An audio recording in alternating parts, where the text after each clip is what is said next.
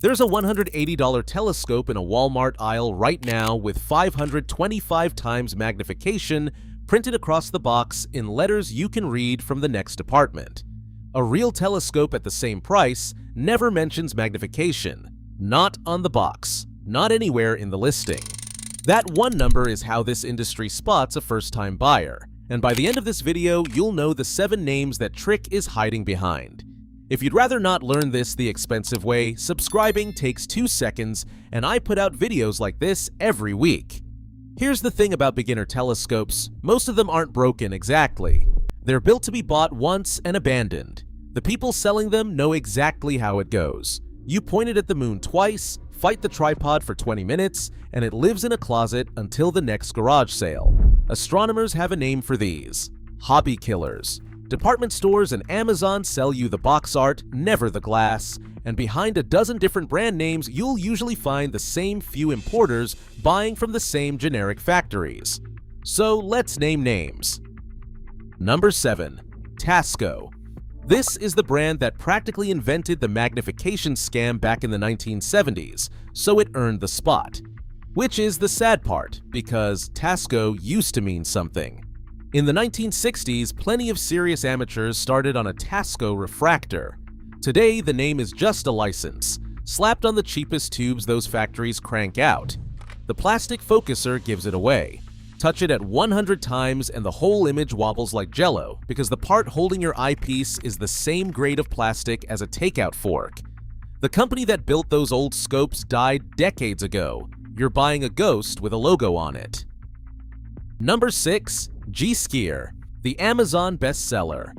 Tens of thousands of reviews. Now go try to find the company.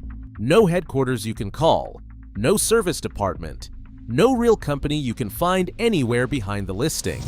What you actually get is a 70mm lens on an aluminum tripod that shivers in a light breeze, plus a 3 times Barlow lens in the box. That Barlow exists for one reason.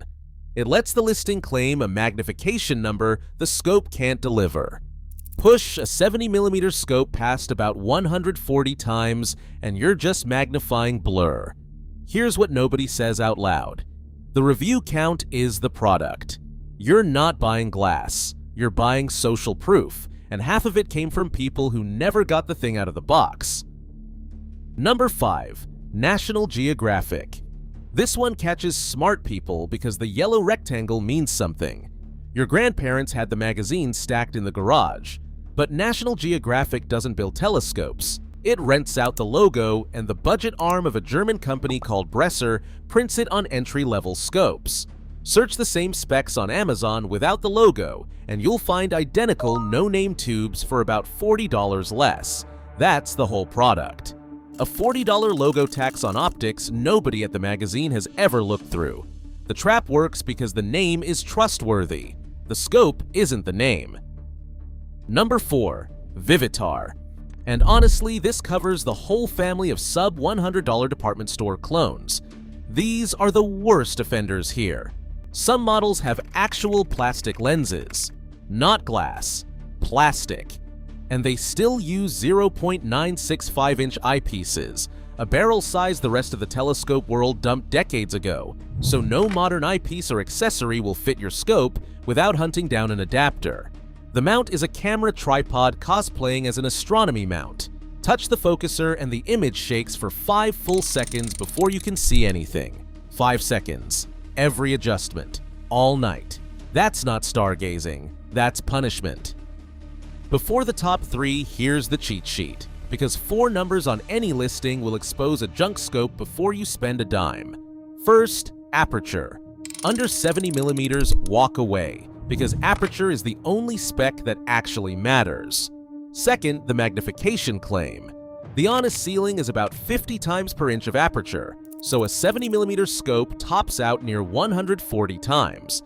Anything advertising 400 times or 500 times on a small tube is lying to your face. Third, look at the legs. A skinny photo tripod means the maker spent your money on box art. Fourth, the eyepiece barrel. If it says 0.965 inches, run.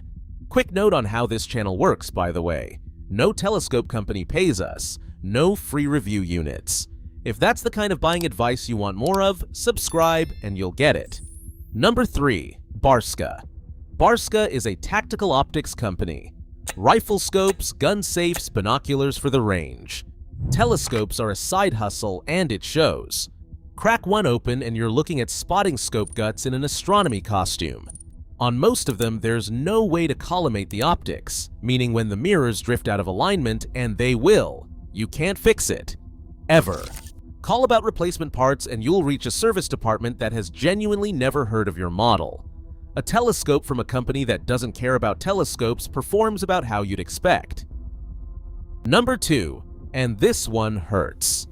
Meade's budget lines.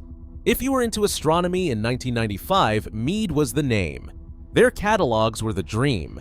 Serious instruments, real engineering, scopes that found actual comets from amateur backyards.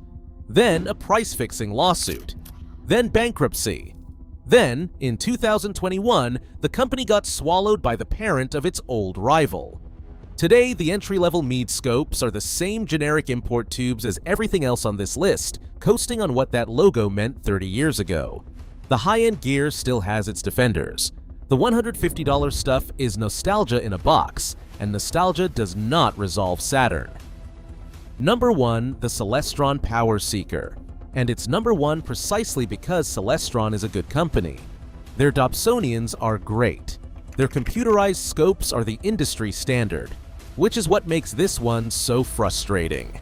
The Power Seeker 127EQ, their eternal Amazon bestseller, uses something called a Bird-Jones design, a mirror layout with a corrective lens jammed into the focuser tube to keep the scope short and cheap. The result is soft, mushy views no amount of skill will sharpen, in a scope that's nearly impossible to collimate at home. Type Power Seeker 127EQ into any astronomy forum. Cloudy Nights, Reddit, Stargazers Lounge.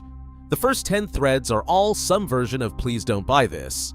It stays a bestseller anyway because the name on it is genuinely trusted. And Celestron knows. That's the part I can't get past. This isn't some anonymous importer guessing at optics. It's a real telescope company selling a design it knows is compromised to the exact customers who can't spot the flaw. So what do you buy instead? Same money, real scope. A used 6-inch Dobsonian runs $150 to $250 on Craigslist or Facebook Marketplace, and it will show you Saturn's ring so crisply you will laugh out loud. New, an Apertura or Jumel tabletop Dobsonian lands between $150 and $300 and beats every scope on this list without breaking a sweat. Aperture on a simple mount. That's the entire secret the box art is hiding from you.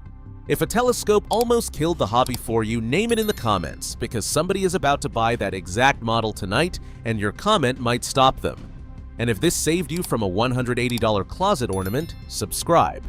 There is a lot more gear out there pretending to be better than it is, and I am working through all of it.